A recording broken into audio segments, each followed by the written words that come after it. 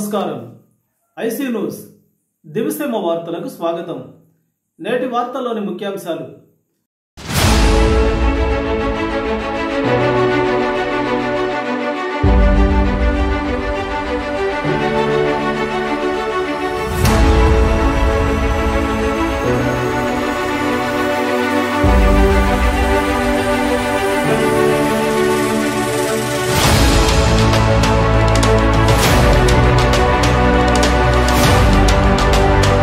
Parliament నుంచి చాలా మంది యువత ఉద్యోగాల కోసం వచ్చినారు.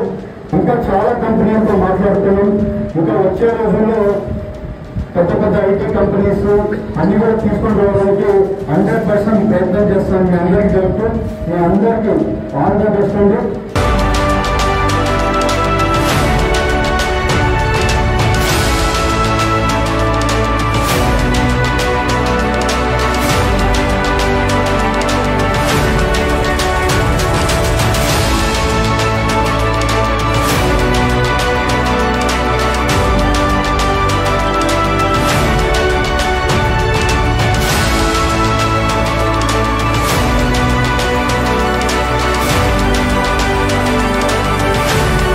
మళ్ళీ ఎలక్షన్లో ముందు చెప్పాను, ఎలక్షన్స్ అయిపోయినాక చెప్పాను.